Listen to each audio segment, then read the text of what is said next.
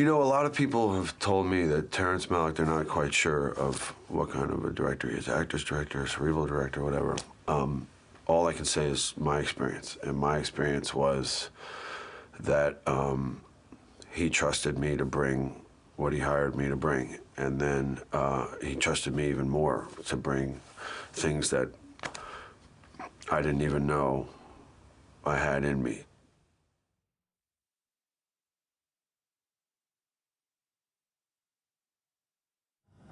I had gotten the script about 3 months ago. Penny Allen had given me the script to read, and she told me that they were looking, they couldn't find the part of the captain. So I read it. It was really about this thick. I was going, geez, you know, what the hell am I going to get through this thing? And as soon as I read it, I thought, here's a good script. It's huge. A lot of logistics trying to do this right, you know. To me, what came across was how thankless the part of the captain felt, you know. I mean, his men weren't behind him. They didn't really believe in him, and until something in their process happens that turns these men around. So I felt it was a pretty thankless role. You're going to get beat up, you're going to get fired, and then you're going to get sent home. And so I thought, where's the joy in that, you know? So ultimately, there were enough heads who prevailed to convince me that this is an opportunity not to pass up, you know. I had put the word out to him, I think through Mike Medavoy, you know, that I was an enormous fan, and where was he? Let's make a movie. And then I was driving through Texas at one point and got a hold of him, and we went and had lunch, and I told him then, I said, you know, if you're gonna do something, let me know. I'll show up. And then not that long after that, I guess he was starting to get interested in making a movie again, and he had written A Thin Red Line. So we got together and talked about it, and I said, you know, I'm in, and then it went on for some time because it was going to be difficult for everybody. For one thing, nobody was going to get any money out of it. And they were going to be there for a long time. And it was a hard movie to get financed, so between Mike and Terry, they needed to get some names that would enhance the value of it to the financier. And so, you know, I suppose my coming on board initially set a tone for, you know, the sort of career suicide that it would be for everybody for a time. Because we'd all have to go commit an awful lot of time, and it wasn't just the time shooting, it was we didn't know when we were going to be able to start the movie, and so it was kind of a blind commitment for a time, and one had to not do other things to keep open to do it. But so I really don't know how effective I was. I think that, you know, the people that ended up there would have been there with or without me. There were people who, like me, appreciated Terry. I originally auditioned for the part of Private Doll, which is the one that I played, and auditioned a bunch of times. I was doing a Sam Shepard play at the time, and then Sam Shepard did Days of Heaven with Terry. And from what I gather from Terry, Sam showed him a tape of the play, but I needed to be in this film, even if I was carrying ammunition to Nick Nolte. I had to be in the films. I actually flew down to Austin, Texas to meet Terry when I heard that they were casting for the film, because Terry didn't know who the hell I was, and I was determined that he would know who I was. And it resulted in the audition. I remember the audition process being very meticulous, very slow. Terry's very quiet, and very thoughtful. And you really got the feeling like you were invited into the inner world of a poet. There were 5 pilots they wanted to sign me for, and I was going to test 5 pilots, and I kept coming back to The Thin Red Line. And they were saying, well, look, we'll talk to Diane Crittenden and then radio down to in Australia, because Terry's, you know, looking at locations. And so, is he going to get any part in the movie? That was it. It was a fair question. And then Terry's response through Diane was, Jim needs to take the work he can get at hand. And then it went on. I mean, this was like 12 weeks. And then one day, he calls me at home, and he says, hey, Jim, this is Terry. He says, I was wondering if you, I would, I'll never forget, he says, I'd like you to play Wit. And he says, well, okay, Jim, well, welcome aboard, and I feel like I'm getting on a train I can't get off. And I said, don't worry, I'll be there. And so I knew before my agents even knew. I had to call them and tell them. I think that he's one of those directors that if you love his work like I do and did, then you kind of jump on board this train and you don't ask where it's going. If you do ask, he'll answer you, but it doesn't help. You know, it's not a destination you've been before. The whole prep for the film, it was literally, we were bombarded with packets, information of the film, the time, the dialect, the information of where we're going to shoot, which was in Cairns, Port Douglas and Cairns, which was like 2.5 hours outside of Sydney, Australia. So, you know, for me, New Yorker, it's a 6-hour flight to LA, flight to Sydney, flight to Cairns, then a 2-hour drive to Port Douglas. And it was just the scope where the whole town literally was rented out for our production. It was like literally like, I think 400 or 500 people there at any given time, you know, with the extras and just the boot camp training, and it was, you know, probably the equivalent of doing like a modern day Ben-Hur, you know. We had a boot camp, and it was perfect because it definitely got us prepared to be brothers. Not to mention it was physical, and we were dirty and no shower and a week in the bush and digging our own trenches and staying up half the night on lookout. I mean, it was the real deal. But you know, when you're sleeping eight guys in a tent with each other and it was freezing at night and you had to cuddle up, you become pretty close. And I remember trying to, in the middle of the night, not knowing my head from my feet, and it was so cold that night. Here we are in the tropics, but it was so cold, and it was pouring down rain, like showers. We were in the rainforest, and it just comes down in sheets.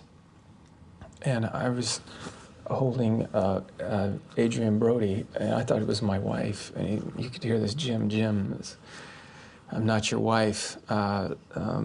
And sorry, you know, I think I probably kissed his ear or something. Maybe I even bit it. I don't know. I had my kids down there, and also I had, I think, a very different experience than the rest because there was, you know, a group of, I was the old man there. I mean, we had, you know, a couple of guys, but like Clooney came up for a day, or, you know, or Woody was around a little bit, but even those guys are younger than I am. So I felt like I was kind of the old man with my family, and then there were all these young guys having the experience that I had had 20 years ago of being on for many of them, a first film and all of that. And I can imagine that from their point of view, it was really a magical time. It was from mine also, but much more specific. There was working with Terry, and there was being with my family in this beautiful place. And there was being in this place, but there was a kind of deeper camaraderie, I would say. See, also I think that there was this in the characters. There was a bit of, my character was a bit separate, and so it worked out that I was a bit. So I wasn't really as much a part of the mass experiences as some of them were. I knew Adrian from high school. I knew Dash from New York. So we have camaraderie that way. Then they also put on we'd play basketball at nighttime. So every night we'd play basketball for like 2 or 3 hours. So there was a camaraderie there, and also from the boot camp. And, you know, surprisingly, it was, you know, for 23, 24-year-old testosterone-filled boys, we surprisingly got along. I think it was important to capture a certain mentality of the times, you know, and I don't know if all of us went, and that's a lot to do with the writing, and a lot to do with Terry's sensibility and how he set us up, and but I knew that it was important that we were guys who were from the 40s. There was a kind of innocence of that time, of that breed of soldier that he wanted to get on screen, where, you know, which was a very different time than, you know, when you came into the later stories of the Vietnam War and things like that, and there were a lot of questions about the government's support and the righteousness of the mission and so on. There was a deep, clear patriotism that he was trying to put to balance with what became the surprise of fear and death and horror that war was going to be in any circumstance. And I think that if the characters had in their nature an anticipation of that, it was going to violate Terry's vision. Smelling thing, and then you put the other one on, and you're like, and then you went and you put the dirt all over your face, and then it turned into being 120 degrees out, and you sweated all day in this thing, and it just it was literally like a whole nother weapon. Like, it was, you're wearing 40 pounds of stank, greasy ham. The way Terry would communicate with the actors, you know, everyone assimilated the information differently than others. So it was, you know, we would imitate some of the, you know, the direction. Not so much, just more spoofing the manner it was delivered. You know, there was one part where there was literally a 45-second crane shot, and it was like over 2 days. And the most you can do was one setup per day, because you had to, all the explosives had to be set up, and it was like 500 guys, and the camera would swoop down, swoop down, swoop down, swoop down, and then zoom in on the character crying. So Terry goes, "Okay, Kirk, all right, that's gonna be you. Go ahead and start crying." I'm cracking jokes with playing chess with Woody Harrelson, and it's just like, "All right, just start crying, go ahead, go." You know, it's for some people, you know, it was different. You know, you have to sort of like, you know, focus right away, because on any given day, at any given hour, you didn't know what you were going to shoot. I mean, it was very spontaneous, you know, so the lighting suited this moment, this scene, so that's what we were going to shoot at this moment. So, you know, you had to be on your toes. One thing that he would told me in the beginning, I couldn't really understand until, you know, much later, was I would tell him, we need rehearsal, we got to rehearse. It's a bit of a running joke. And he said, "Elias, your whole life has prepared you for this moment." And I'm going, "All right, what does he mean by this? What does he mean by this?" I soon found out that how much my own experience in life paralleled a similarity to, without the insanity of, obviously, the captain's responsibility, but there was a bit of a similarity in terms of coming out from nowhere, being a reservist, being almost on the fringes of, you know, so suddenly you're called upon to be a leader of men. There was a big scene with this big death scene, and it's like 15 pages long. And so everyone was like, "Oh my God, who's the actor that's gonna play that?" And so then Terry and Grant came up to me and they were like, "So what about you playing this?" And I was like, "Yeah, I'd rather play that scene." Because when you read it, it's just like, it's a beautiful. And I explained this with a lot of energy and emotion to Terry, and I think his answer, after I'd been up all night worrying about this, about 2 weeks into shooting, he said, "Oh, well, I think we're just fine." and that seemed okay with me. I mean, he didn't really address those things. And then but he would day by day constantly be coming back to things that he wanted to find in the character, or he wanted this character to be able to express in context of those things he wanted touched on in the movie. So we would come back to certain thematic notions of this character a lot, almost on a daily basis. It was like a collage. You get in that mode, and from the beginning of it, Terry would write, Jim, it's kind of like this, it's kind of like this, and he'd give me a paragraph, and I would go and learn it, and then it wasn't working for me, you know, and then it was like this paragraph, that paragraph, and then A lot of dialogue scenes and that he cut, and then he had scenes that he wrote the night before and would give it to you. So you kind of didn't know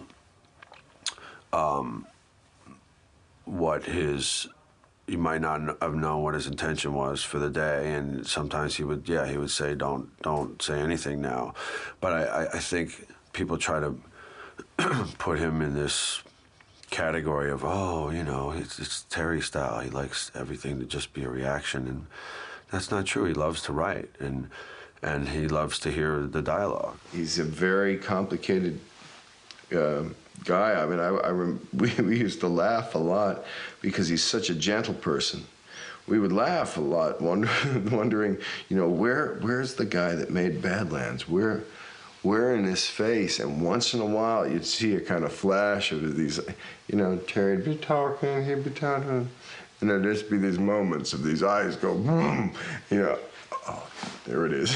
There's the guy that made Badlands. I was, you know, more of a spectator than anything, just watching, coming in and seeing this creation. The end of the film, you know, I could feel the miles and miles of footage that were behind this cast and crew. It was visceral, you know. John Toll shot the film, and Terry said, "Well, you see, this way, I've got the film, I've got the scene 3 ways. I've got it at magic hour, full sun, or overcast. And I could cut the movie together, and I could cut as all overcast, all sunny, or all magic hour. And that way, I could put your scene anywhere I want in the film." And I was like, oh my God, you know, as improvisatory as you are, as deviant from the script as you've gone, you still keeping in mind the mechanics of what you're building.